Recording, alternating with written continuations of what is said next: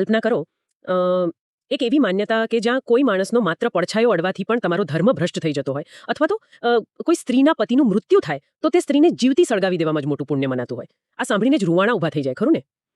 બિલકુલ સાચી વાત છે. અને આ કોઈ કાલ્પનિક ડરામણી વાર્તા નથી, પણ એક સમયે આપણા જ ભારતીય સમાજની જમીની વાસ્તવિકતા હતી. એટલે કે આ બધું ખરેખર બનતું હતું. હા, અને સૌથી રસપ્રદ વાત મને એ લાગે છે કે આ બધું બદલવાની શરૂઆત કોઈ બહારના વ્યક્તિએ નહોતી કરી, પણ આપણા જ સમાજના અમુક બળવાખોરોએ કરી હતી. પણ મારો સવાલ એ છે કે સદીઓથી ઊંઘતા આ સમાજમાં અચાનક આ બળવો કરવાનો વિચાર આવ્યો ક્યાંથી? આ બહુ જ સચોટ સવાલ પૂછ્યો તમે. અને આજના આપણા આ ઊંડાણપૂર્વકના વિશ્લેષણમાં આપણે આ જ બળવા પાછળના કારણો શોધવાના છીએ. તમને યાદ હોય તો અગાઉના એક સત્રમાં જે આપણે 1857ના સંગ્રામ વિશે ચર્ચા કરી હતી, ત્યારે એક કડવી વાસ્તવિકતા છતી થઈ હતી. હા, એ વિપ્લવ નિષ્ફળ ગયો હતો. એકદમ સાચું. એ નિષ્ફળતાએ સાબિત કરી દીધું કે જ્યારે તમારો સમાજ અંદરથી જ જ્ઞાતિ, ધર્મ અને કુરિવાજોના નામે વિભાજિત હોય, ત્યારે માત્ર તલવાર કે બંદૂક ઉઠાવવાથી આઝાદી નથી મળતી. એટલે શારીરિક ગુલામી કરતાં માનસિક ગુલામી વધુ ખતરનાક હતી. મતલબ કે આપણો ઢાંચો જ અંદરથી ખોખલો થઈ ગયો હતો. અને આજના આ સત્રનો આપણો ઉદ્દેશ પણ એ જ છે કે આ 19મી સદીમાં ભારતમાં જે સામાજિક અને ધાર્મિક સુધારણા ચળવળો શરૂ થઈ તેનું આપણે એકદમ તાર્કિક વિશ્લેષણ કરીએ. બરાબર. એવા કયા વ્યક્તિત્વો હતા, કયા પુસ્તકો અને સંસ્થાઓ હતી જેમણે આધુનિક ભારતનો પાયો નાખ્યો, અને આ ચળવળોની સામાજિક, રાજકીય અને આર્થિક અસરો શું થઈ એ બધું આપણે જોવાનું છે. તો ચાલો આ બાબતને થોડી વધુ સ્પષ્ટ કરીએ. સૌથી પહેલો પ્રશ્ન તો મને એ થાય છે કે આ સુધારાની શરૂઆત 19મી સદીમાં જ શા માટે થઈ? એવું તો શું બન્યું કે સદીઓથી ચાલી આવતા કુરિવાજો અચાનક લોકોને ખૂંચવા લાગ્યા? જુઓ, આને સમજવા માટે આપણે બે અલગ અલગ દુનિયાની સરખામણી કરવી પડે. 18મી અને 19મી સદીનું યુરોપ એ સમયે એનલાઇટનમેન્ટ એટલે કે જ્ઞાનવર્ધક યુગમાંથી પસાર થઈ રહ્યું હતું. અચ્છા. ત્યાં વિજ્ઞાન, તર્ક અને માનવ અધિકારોના નવા વિચારોનો પ્રવાહ વહી રહ્યો હતો, જ્યારે બીજી બાજુ આપણો ભારતીય સમાજ એકદમ સ્થિર, જળ અને રૂઢિચુસ્ત બની ગયો હતો. એટલે ધાર્મિક વિચારધારા, મૂર્તિપૂજા અને પુરોહિતોનો પ્રભાવ એટલી હદે હાવી હતો કે સામાન્ય માણસ પોતાની જાતે વિચારવાની શક્તિ જ ગુમાવી બેઠો હતો. એટલે આ તત્કાલીન ભારતીય સમાજ મને એક એવા જૂના સ્માર્ટફોન જેવું લાગે છે જેની ઓપરેટિંગ સિસ્ટમ સદીઓથી અપડેટ જ નહોતી થઈ, અને પેલું બ્રિટિશ શિક્ષણ અને તેમના વહીવટી માળખાએ જાણે એક નવા સોફ્ટવેર અપડેટની જેમ કામ કર્યું. હા, આ બહુ જ રસપ્રદ સરખામણી છે. રાઈટ. આ પશ્ચિમી સંપર્કે નવા શિક્ષિત મધ્યમ વર્ગને બતાવ્યું કે આપણી સિસ્ટમમાં કેટલા બધા વાયરસ એટલે કે કુરિવાજો ઘૂસી ગયા છે. એકદમ સચોટ વાત કરી. અને આ નવા અપડેટ સાથે ભારતીય બુદ્ધિજીવીઓએ બે નવા શસ્ત્રો અપનાવ્યા. એક હતું તર્કવાદ, જેને આપણે રેશનલિઝમ કહીએ છીએ, અને બીજું માનવતાવાદ એટલે કે હ્યુમનિઝમ. તેઓએ નક્કી કર્યું કે કોઈ પણ સામાજિક કે ધાર્મિક પ્રથાને આંખ બંધ કરીને સ્વીકારવી નહીં. જો તે તર્કની કસોટી પર ખરી ન ઉતરે તો તેને સીધી નકારી જ કાઢવી. પણ એક મિનિટ, શું આપણે એવું કહી રહ્યા છીએ કે બ્રિટિશરો ભારતમાં આવ્યા એ પહેલા ભારતીયો પાસે પોતાનો કોઈ તર્ક જ નહોતો? આ તો બહુ મોટો દાવો કહેવાય. મારી સમજ મુજબ આપણી પાસે તો પ્રાચીન કાળથી તત્વજ્ઞાન અને વિજ્ઞાનની બહુ સમૃદ્ધ પરંપરા રહી છે. ના, મારો એવો જરાય અર્થ નથી કે તર્ક નહોતો. તર્ક તો હતો જ, પરંતુ તે ધાર્મિક કુંડાળામાં અને પુરોહિતોની ઇજારાશાહીમાં બંધાઈ ગયો હતો. ધાર્મિક ગ્રંથો માત્ર અમુક ચોક્કસ વર્ગ પૂરતા જ સીમિત થઈ ગયા હતા. ઓહ, એટલે સામાન્ય લોકો સુધી એ પહોંચતું જ નહોતું. બિલકુલ. પણ પશ્ચિમી શિક્ષણના કારણે લોકોએ વિજ્ઞાનનો સહારો લેવાનું શરૂ કર્યું. આનું એક ઉત્તમ ઉદાહરણ તમને આપું, બંગાળના અક્ષયકુમાર દત્ત. અચ્છા, તેમણે શું કર્યું હતું? જ્યારે તેમણે બાળ લગ્નનો વિરોધ કર્યો, ત્યારે તેમણે માત્ર ધાર્મિક દલીલો જ ના આપી, પરંતુ તબીબી વિજ્ઞાન એટલે કે મેડિકલ સાયન્સનો ઉપયોગ કર્યો અને સાબિત કર્યું કે નાની ઉંમરે લગ્ન અને ગર્ભધારણ સ્વાસ્થ્ય માટે કેટલા નુકસાનકારક છે. આ એ સમય માટે એક સાવ નવો જ અભિગમ હતો. ઓહ વાવ, મેડિકલ સાયન્સનો ઉપયોગ. આ ખરેખર એક મોટી વૈચારિક ક્રાંતિ કહેવાય. પણ મેં નોંધ્યું છે કે આ બધા સુધારકો કોઈ એક જ પદ્ધતિથી કામ નહોતા કરતા. કોઈ કહેતું કે બધું બદલી નાખો, તો વળી કોઈ કહેતું કે આપણા જૂના મૂળ તરફ પાછા ફરો. અહીં એક બહુ જ આકર્ષક બાબત એ છે કે આ સુધારણાના મુખ્યત્વે બે પ્રવાહો હતા. એક હતા સુધારાવાદી એટલે કે રિફોર્મિસ્ટ, જેમ કે રાજા રામમોહન રાયનો બ્રહ્મો સમાજ અથવા તો સર સૈયદ અહમદ ખાનનું અલીગઢ આંદોલન. રાઈટ. તેઓ માનતા હતા કે સમય બદલાયો છે, તેથી ધર્મ અને સમાજમાં આધુનિક સમય મુજબ પશ્ચિમી શિક્ષણને સાથે રાખીને બદલાવ લાવવો જોઈએ. અને બીજા હતા પેલા પુનરુત્થાનવાદી એટલે કે રિવાઇવલિસ્ટ ચળવળો, જેમ કે સ્વામી દયાનંદ સરસ્વતીનો આર્ય સમાજ અથવા મુસ્લિમોમાં આવેલું દેબંદી આંદોલન. હા, બરાબર. તેઓનું માનવું એવું હતું ને કે પશ્ચિમી સંસ્કૃતિ અને કાળક્રમે આવેલા ખોટા રિવાજોથી આપણો ધર્મ ભ્રષ્ટ થયો છે. મને યાદ છે દયાનંદ સરસ્વતીનો પેલો પ્રખ્યાત નારો, વેદો તરફ પાછા વળો, આ જ દર્શાવે છે કે મૂળ શુદ્ધ ધર્મમાં કોઈ કુરિવાજો નહોતા. બિલકુલ સાચી વાત. પણ જુઓ, આ બંને પ્રવાહો વચ્ચે એક બહુ મોટી સમાનતા હતી. રસ્તાઓ ભલે અલગ અલગ હોય, પણ બંનેનો અંતિમ ઉદ્દેશ તો સમાજમાં રહેલી બદીઓને દૂર કરવાનો જ હતો. અને આ બદીઓ મુખ્યત્વે બે મોટા સ્તંભો પર ઉભેલી હતી. એક સ્ત્રીઓનું શોષણ અને બીજું જ્ઞાતિ પ્રથા. તો ચાલો સૌથી પહેલા સ્ત્રીઓની સ્થિતિ પર વાત કરીએ. જો તમારે આખા સમાજને સુધારવો હોય તો સૌથી પહેલા ઘરની પરિસ્થિતિ સુધારવી પડે. તે સમયે સ્ત્રીઓની સ્થિતિ અત્યંત દયનીય હતી. જન્મતા વેંત દીકરીને દૂધ પીતી કરવાનો રિવાજ, બાળ લગ્ન, બહુપત્નીત્વ અને સૌથી ભયાનક પેલી સતી પ્રથા. હા, એ બહુ જ ખરાબ સમય હતો. સ્ત્રીઓને જાણે મિલકત અથવા કોઈ બોજ જ સમજવામાં આવતી. સાચી વાત. આ અમાનવીય વ્યવસ્થા સામે સૌથી પહેલો અને મોટો અવાજ રાજા રામમોહન રાય ઉઠાવ્યો. અને તમને ખબર છે કે તેમણે સતી પ્રથા સામે કેવી રીતે લડાઈ લડી? કેવી રીતે? તેમણે માત્ર પશ્ચિમી તર્કનો ઉપયોગ નહોતો કર્યો.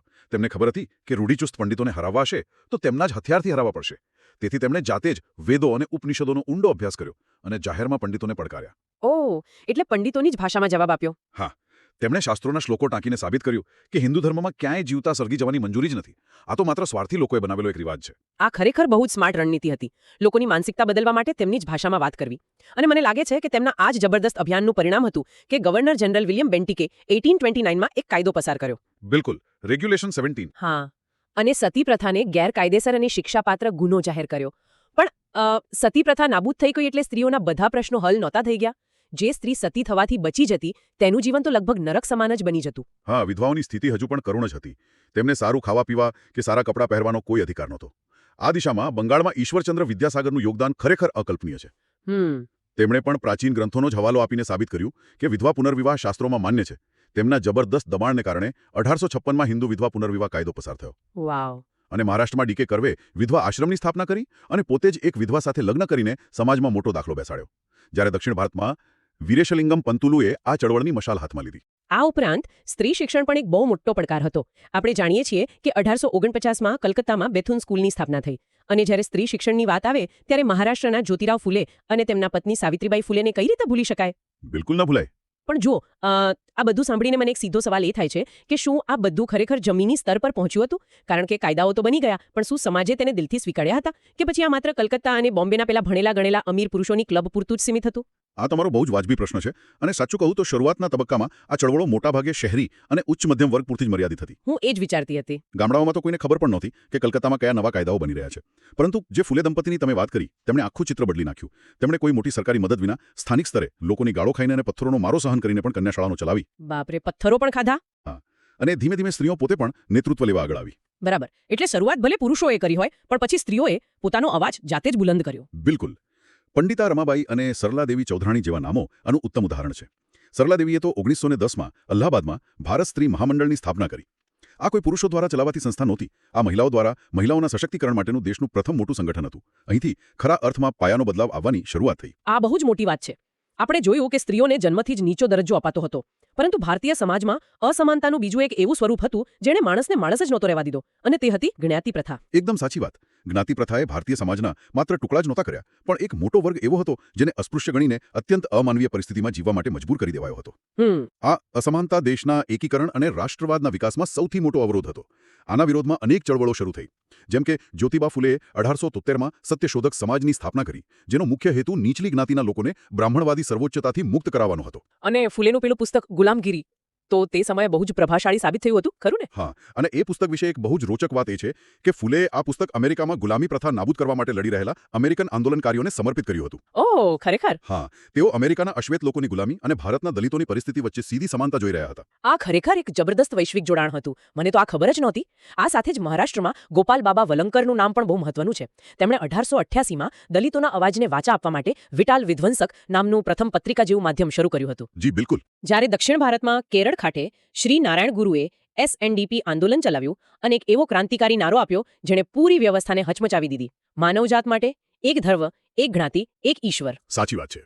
અને પછી ધીમે ધીમે આ સામાજિક ચળવળ રાષ્ટ્રીય રાજકારણનો એક મોટો હિસ્સો બની ગઈ. અહીં આ વાત ખરેખર ખૂબ જ રસપ્રદ બને છે, કારણ કે જ્યારે આપણે 20મી સદીમાં પ્રવેશીશું ત્યારે અસ્પૃશ્યતા સામેની લડાઈમાં બે મહાન દિગ્ગજો સામસામે આવે છે, મહાત્મા ગાંધી અને ડોક્ટર BR આંબેડકર.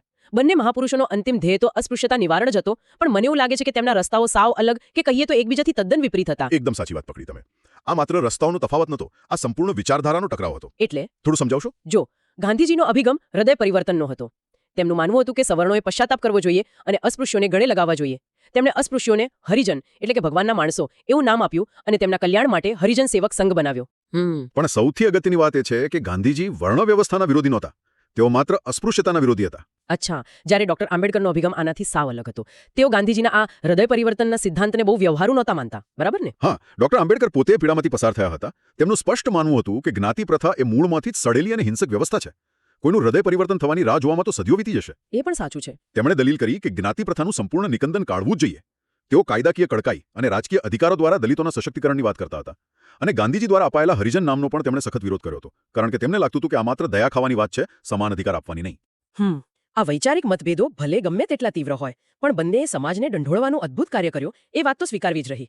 પણ એક બીજી વસ્તુ પણ છે જેણે આ જ્ઞાતિના બંધનો તોડવામાં બહુ મોટી મદદ કરી, અને તે પણ તદ્દન અજાણતા જ. તમને એ જમાનામાં આવેલી નવી ટેકનોલોજી અને માળખાગત સુવિધાઓ વિશે વાત કરવી છે, રાઈટ? હા એક્ઝેક્ટલી. બ્રિટિશરોએ પોતાના સ્વાર્થ માટે કેટલીક વ્યવસ્થાઓ ઊભી કરી હતી, જેમ કે રેલવેની શરૂઆત. હવે વિચારો, જ્યારે લોકો ટ્રેનના સામાન્ય ડબ્બામાં મુસાફરી કરતા હોય ત્યારે ખભે ખભા મિલાવીને બેસવું પડે. ત્યાં કોઈ એવું પૂછીને તો ન બેસી શકે કે ભાઈ તારી જ્ઞાતિ કઈ છે? બરાબર. એટલે કે ટેકનોલોજીએ એવું કામ કરી દીધું જે કદાચ કોઈ મોટો ઉપદેશ ન કરી શક્યો. આધુનિક શિક્ષણ વ્યવસ્થામાં પણ એવું જ થયું. તમામ જ્ઞાતિના વિદ્યાર્થીઓ એક જ વર્ગખંડમાં એક જ બેન્ચ પર બેસતા થયા. હા, અને લશ્કર કે સરકારી નોકરીઓમાં પણ વિવિધ પૃષ્ઠભૂમિના લોકો ભેગા કામ કરવા લાગ્યા. આ બધા વહીવટી માળખાએ સામાજિક અંતર ઘટાડવામાં અજાણતા જ બહુ મોટો ભાગ ભજવ્યો. પણ જુઓ, અત્યાર સુધી આપણે આ સુધારણા ચળવળોની બધી સારી વાતો કરી. ઇતિહાસનો એક બહુ કઠોર નિયમ છે કે કોઈ પણ મોટી ક્રાંતિ કે ચળવળની માત્ર સકારાત્મક અસરો નથી હોતી. દરેક વસ્તુની કંઈક કિંમત ચૂકવવી પડે છે. આ સુધારાઓ પણ એક બેધારી તલવાર સમાન હતા. બિલકુલ. તો આ બધી બાબતોનો અર્થ શું છે? આ સુધારાઓએ ખરેખર શું હાંસલ કર્યું અને તેની નકારાત્મક બાજુઓ કે જેને આપણે સાદી ભાષામાં આડઅસર કહીએ તે શું હતી? જો સકારાત્મક પાસાઓની વાત કરીએ તો આ ચળવળોએ વ્યક્તિગત સ્વાતંત્ર્યને બહુ પ્રોત્સાહન આપ્યું. ધાર્મિક ગ્રંથોના સંસ્કૃત કે ફારસીમાંથી સ્થાનિક ભાષાઓમાં અનુવાદ થયા. આનો મોટો ફાયદો એ થયો કે સામાન્ય લોકોને સાચું જ્ઞાન મળ્યું અને પુરોહિતોનો પ્રભાવ ઘટ્યો. લોકોએ ધીમે ધીમે તર્ક અને વિજ્ઞાનને મહત્વ આપવાનું શરૂ કર્યું. પરંતુ નકારાત્મક પાસાઓ પણ એટલા જ ગંભીર હતા. સૌથી મોટી મર્યાદા તો એ હતી કે આ સુધારકોનો વ્યાપ ખૂબ જ સાંકડો હતો. સાચી વાત. ભારતની બહુમતી વસ્તી જે ગામડાઓમાં રહેતી હતી, જેઓ ખેડૂતો અને ગરીબ મજૂરો હતા, તેમની આર્થિક સમસ્યાઓ તરફ આ ચળવળોએ પૂરતું ધ્યાન જ ના આપ્યું. તેઓ મોટાભાગે શહેરી, શિક્ષિત મધ્યમ વર્ગ પૂરતા જ સીમિત રહ્યા હતા. અને આમાં બીજી એક બહુ મોટી નકારાત્મક અસર ઊભી થઈ. બ્રિટિશરો સતત ભારતીયોને એવું કહેતા કે તમે લોકો તો અસભ્ય છો, તમારો કોઈ સારો ઇતિહાસ નથી. આ હીન ભાવના એટલે કે ઇન્ફિરિયોરિટી કોમ્પ્લેક્સમાંથી બહાર આવવા માટે ભારતીય સુધારકોએ પોતાના પ્રાચીન ભૂતકાળ પર વધુ પડતો આધાર રાખવાનું શરૂ કર્યું. અચ્છા, એટલે પેલું ગૌરવગાન શરૂ થયું. હા, તેઓ વારંવાર કહેતા કે પ્રાચીન કાળમાં આપણો સમાજ આવો મહાન હતો, તેવો મહાન હતો. ઓહ, એટલે આનાથી એ નુકસાન થયું કે લોકો છદ્મ વૈજ્ઞાનિક એટલે કે સ્યુડો સાયન્ટિફિક વિચારોને પ્રોત્સાહન આપવા લાગ્યા. એટલે કે પશ્ચિમમાં કંઈ પણ નવું શોધાય, કોઈ નવો વૈજ્ઞાનિક આવિષ્કાર થાય એટલે તરત જ કહેવાનું કે આ તો અમારા વેદોમાં હજારો વર્ષો પહેલા લખેલું જ હતું. હા, એકદમ બરાબર પકડ્યું તમે. આનાથી તો આધુનિક વૈજ્ઞાનિક દૃષ્ટિકોણનો જે વિકાસ થવો જોઈતો હતો તેમાં બહુ મોટી રૂકાવટ આવી હશે. એક્ઝેક્ટલી. આપણે ભવિષ્ય તરફ જોવાને બદલે માત્ર ભૂતકાળના ગૌરવમાં રાચવા લાગ્યા. અને આ ભૂતકાળના ગૌરવરૂપી દવાની સૌથી ભયાનક આડઅસર હવે શરૂ થઈ. શું? જ્યારે હિન્દુ સુધારકો પ્રાચીન ભારતના વખાણ કરવા લાગ્યા, વેદો અને ઉપનિષદોની મહાનતા ગાવા લાગ્યા, ત્યારે મુસ્લિમોને તેમાં પોતાનું કોઈ સ્થાન ન દેખાયું. કારણ કે પ્રાચીન ઇતિહાસમાં મુસ્લિમો હતા જ નહીં. પોઈન્ટ છે. પરિણામે મુસ્લિમ સુધારકો ભારતના મધ્યકાલીન ઇતિહાસ અથવા તો ભારતની બહાર અરબ દેશોના ઇતિહાસ તરફ વળ્યા. હો, એટલે કે એક જ દેશમાં રહેતા બે મુખ્ય સમુદાયોના ઐતિહાસિક હોકાયંત્ર અલગ અલગ દિશામાં ફંટાવા લાગ્યા. બંને કોમો પોતાના અલગ ઇતિહાસ અને અલગ સાંસ્કૃતિક વારસાની વાત કરવા લાગી. બિલકુલ. મતલબ કે આમાંથી જ કોમવાદના બીજ રોપાયા, જેણે પાછળથી દેશના ભાગલા સુધીની પરિસ્થિતિ ઊભી કરી. આ ખરેખર બહુ મોટી ટ્રેજેડી કહેવાય કે જે સુધારા ચળવળ સમાજને મજબૂત કરવા શરૂ થઈ હતી, તેના જ અમુક પાસાઓએ સમાજમાં નવી ખાઈઓ ઊભી કરી દીધી. સાચી વાત છે. આ બાબત આપણને વિચારવા મજબૂર કરે છે કે શું આ સુધારણા ચળવળો ખરેખર નિષ્ફળ ગઈ? પણ જો આપણે આખા ચિત્રને જોઈએ તો મારો જવાબ છે ના. હું પણ એ જ માનું છું. આ સુધારાઓ ભલે મર્યાદિત હતા, ભલે તેમાં ઘણી ખામીઓ હતી, પરંતુ જો આ સામાજિક અને ધાર્મિક જાગૃતિ ન આવી હોત તો ભારતમાં રાજકીય રાષ્ટ્રવાદનો ઉદય ક્યારેય ન થઈ શક્યો હોત. લોકો જ્યાં સુધી સામાજિક રીતે સમાનતા અને સ્વતંત્રતાનો અર્થ ન સમજે ત્યાં સુધી તેઓ રાજકીય આઝાદી માટે બ્રિટિશરો સામે ભેગા થઈ જ ન શકે. બરાબર. આ વિચારકોએ જ ભવિષ્યની આઝાદીની ચળવળ માટે બૌદ્ધિક પાયો નાખ્યો હતો. એકદમ સાચી વાત કહી તમે. તો ચાલો આપણે આજના આ સત્રને એક તાર્કિક નિષ્કર્ષ પર લાવીએ. 19મી સદીના ભારતમાં આવેલા આ સામાજિક ધાર્મિક સુધારાઓએ સદીઓથી ઊંઘતા સમાજને જગાડવાનું કામ કર્યું. રાજા રામમોહન રાય, વિદ્યાસાગર, ફૂલે દંપતી, સ્વામી વિવેકાનંદ, સર સૈયદ અહેમદ ખાન, ડોક્ટર આંબેડકર જેવા અનેક વિચારકોએ તર્ક, માનવતાવાદ અને વૈજ્ઞાનિક અભિગમનો પ્રસાર કર્યો. સ્ત્રીઓને અધિકારો અપાવવા લડ્યા, જ્ઞાતિ પ્રથાના મૂળિયા હલાવ્યા અને ભલે તેની કેટલીક ગંભીર નકારાત્મક અસરો થઈ, પણ એકંદરે આધુનિક લોકશાહી ભારતનું માળખું આ જ બળવાખોર વિચારધારાના પાયા પર ચણાયેલું છે. જી, આ ચળવળોએ સામાન્ય ભારતીયને પોતાના હક્કો માટે પ્રશ્નો પૂછતા અને લડતા શીખવાડ્યું. અને સૌથી અગત્યનો પાઠ એ આપ્યો કે કોઈ પણ પરંપરા, પછી તે ગમે તેટલી જૂની કે પવિત્ર કેમ ન મનાતી હોય, જો તે માનવતા અને ન્યાયની વિરુદ્ધ હોય તો તેને બદલવી જ રહી. અને આજના આ વિશ્લેષણને સમાપ્ત કરતા પહેલા હું એક વિચારવા જેવી બાબત પર તમારું ધ્યાન દોરવા માંગુ છું. આપણે જોયું કે 19મી સદીના સુધારકોએ સતી પ્રથા અને અસ્પૃશ્યતા જેવી અંધશ્રદ્ધાઓ સામે લડવા માટે તે સમયની નવી ટેકનોલોજી, ખાસ કરીને પ્રિન્ટિંગ પ્રેસ અને અખબારોનો જબરદસ્ત ઉપયોગ કર્યો હતો. સાચી વાત. તો આજે જ્યારે આપણે 21મી સદીમાં જીવી રહ્યા છીએ ત્યારે આપણી પાસે સોશિયલ મીડિયા, આર્ટિફિશિયલ ઇન્ટેલિજન્સ અને ઇન્ટરનેટ જેવી અદ્ભુત ટેકનોલોજી છે. હા, માહિતીનો જેટલો વ્યાપ આજે છે ને તેટલો ઇતિહાસમાં ક્યારેય નહોતો. પણ મોટો સવાલ એ છે કે શું આપણે આ નવી ટેકનોલોજીનો ઉપયોગ સમાજને વધુ તાર્કિક બનાવવા કરી રહ્યા છીએ કે પછી આ જ માધ્યમો દ્વારા ફેક ન્યૂઝ, નફરત અને નવી આધુનિક અંધશ્રદ્ધાઓ ફેલાવવામાં આવી રહી છે? આ બહુ જ ઊંડો પ્રશ્ન છે. ખરું ને? એક સમયે જે ટેકનોલોજીએ અંધશ્રદ્ધાના જાળા તોડ્યા હતા, શું આજે એ જ ટેકનોલોજી અફવાઓ ફેલાવવાનું સાધન તો નથી બની ગઈ ને? શું આજે આપણા આધુનિક સમાજને કોઈ નવા સામાજિક ધાર્મિક સુધારાવાદી આંદોલનની જરૂર છે ખરી? આ એક એવો પ્રશ્ન છે જેના પર આપણે સૌએ શાંતિથી વિચાર કરવો રહ્યો. ચોક્કસ, આ વિચારવા જેવો જ મુદ્દો છે. આ પ્રશ્ન સાથે શ્રોતાઓને વિચારતા મૂકીને આપણે આજના આ સત્રનું અહીં સમાપન કરીએ છીએ. ઇતિહાસના આવા જ રોચક અને ઊંડાણપૂર્વકના વિશ્લેષણ માટે જોડાયેલા રહેશો, જોતા રહેશો કે આપણો આ સામાજિક ઢાંચો ભવિષ્યમાં કેવો આકાર લે છે. આવજો. જોવા બદલ આભાર.